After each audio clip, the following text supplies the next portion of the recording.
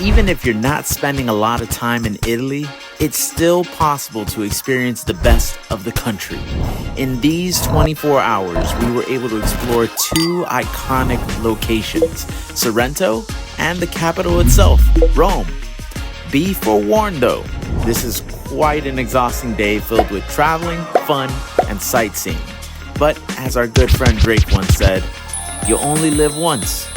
To do this right, you should start the day in Sorrento, like we did here. Made it to our last day in Sorrento, and we're passing a bunch of people who are on tours. The real deal for today's itinerary is in Rome, but that's later.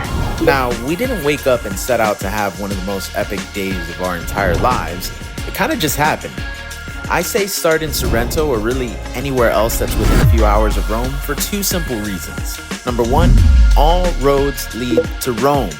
It is very easy to find multiple trains that will take you back to Roma Termini from just about anywhere at any time.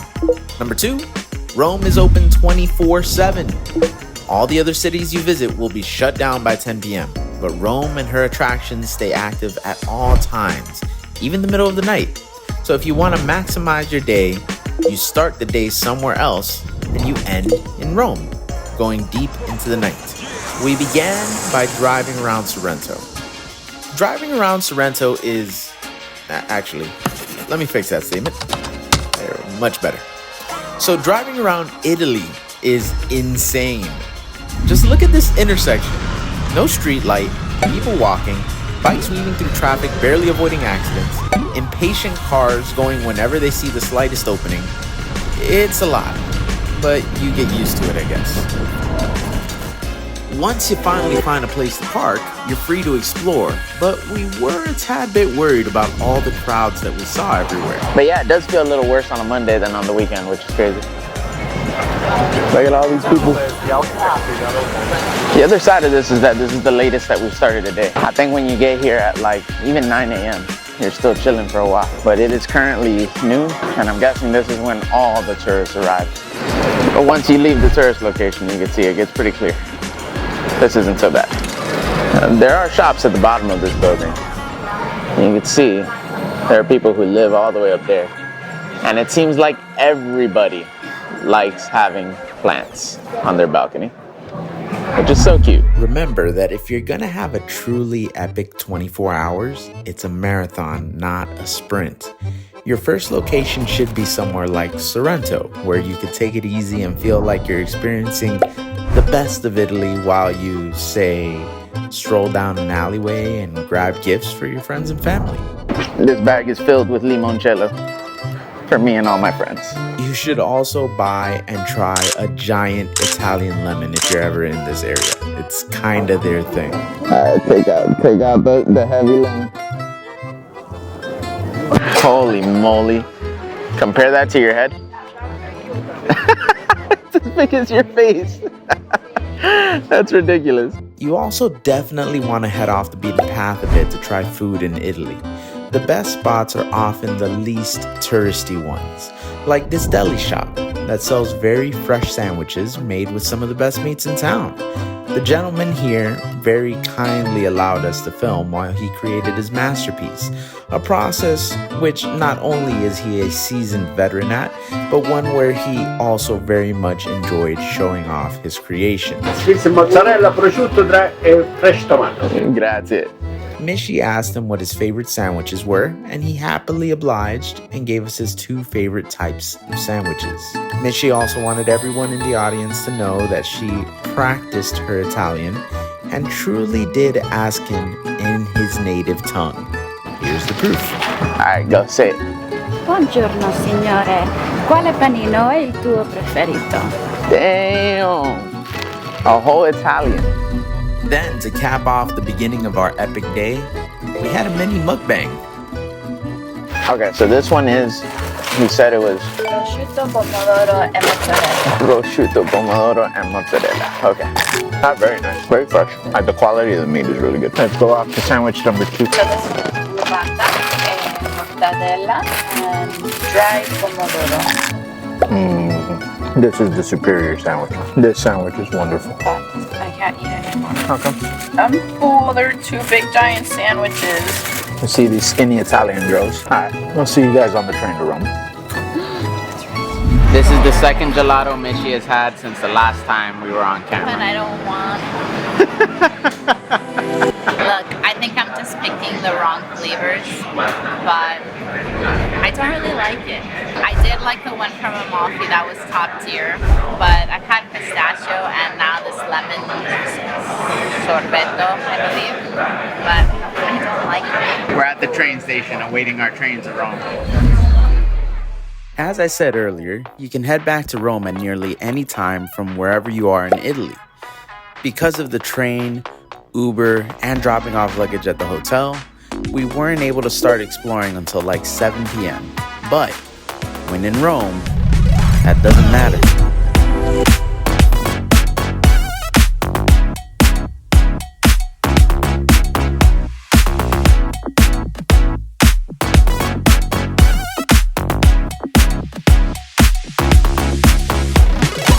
We've just dropped off our stuff in a beautiful apartment, and now we're headed to dinner. What's the name of the dinner spot? Tonino.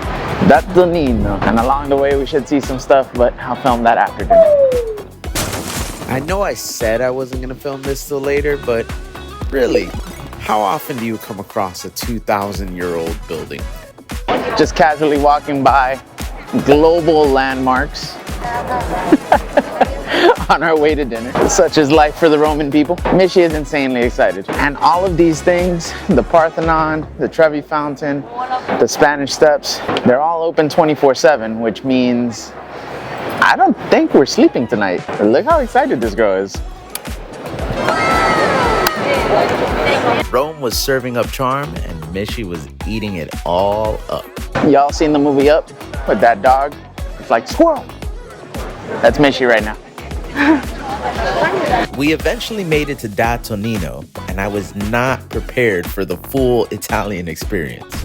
We're talking small pitchers of white wine and red wine, not glasses, pitchers. We're talking delicious fresh appetizers and pasta that is literally made of maybe just 4 ingredients and yet still tastes like heaven. Well, it tasted like heaven to me anyways. So I want everybody to know that Michi was criticizing the pasta. To be fair, before you get all of Italy, I'm drunk. To get all of Italy on my butt. I was criticizing my palate because I think that as an American, I've eaten too much butter, cheese, and heavy cream that I couldn't appreciate the food. My pasta carbonara was so good. I'm at the verge of tears at thinking that I may never have it again. I believe that if there's a heaven, that the nonna in the back of that restaurant will be up in heaven making pasta carbonara for all the angels. Also, I had a ½ liter of wine, and you know how good you feel when you have a ½ liter of wine? That's how good I feel. That's how good Michi feels too. Right, Michi? You had a ½ liter? No, I didn't have a ½ liter. That's too much. I had half of a quarter. She had a ½ liter. A few minutes walk from the restaurant was Piazza Navona, a lively little square filled with statues and awesome marble structures and people walking around the square going from vendor to vendor. We found within this square a professional artist that intrigued us. We're gonna get a drawing of Michi right now, and I think it's gonna come out incredible. The whole process would go on to take about 30 minutes, which is an absurdly small amount of time given the eventual quality of the artwork. And as the artist did her thing, several people walking by took an interest in the process. Especially this awesome Italian kid, a ball of happy energy constantly checking on the picture's progress. She really knows what she's doing over here. As she started reaching the finish line, you could really tell that Michi's beauty was being captured in the drawn image. It was absolutely incredible to watch a proficient artist work to transform a completely blank page into a wonderful recreation of my lovely wife. Wow, they caught Michi in 4K. They drew her in 5K. That was incredible. You know, because I don't want to forget this. It became super interesting because she would close her eyes She was drawing with her eyes closed. No way. Yeah, she would look at me and I then didn't she'd see be that. like this. And she'd just like squint her eyes like really hard. And then whenever she would open her eyes, it was really cool because it was like she was high. Like you could just see her eyes were like, she looked like a mad scientist. She really did. She looked mad. It looked maddening, but in the best way. I mean that as like a super compliment, but that was so cool to watch her. What an incredible talent. Yeah. What an incredible That's super talent. Babe, that's P. It's gonna be midnight very soon here in Rome. And yet, there are still a whole lot of people over here at the square. But that's okay, because it feels safe. It doesn't feel bad to be here at night, seeing the Pantheon.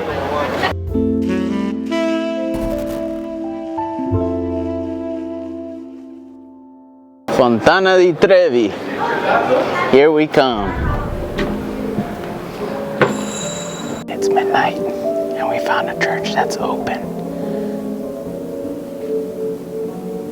And it's incredible.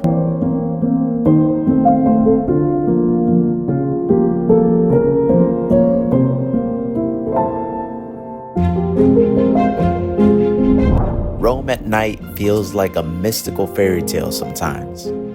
Other times though, It is 11:54. Go to sleep, people. I'm trying to have a peaceful night at the Trevi Fountain, and you guys are all ruining it for me. getting to see the workmanship of these ancient structures in person is always a pleasure.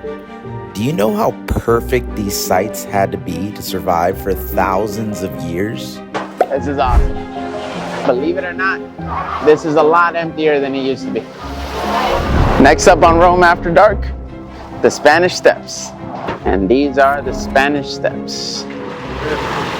The first empty Roman attraction, the Spanish Steps. Only people that are here, people trying to make it on Instagram.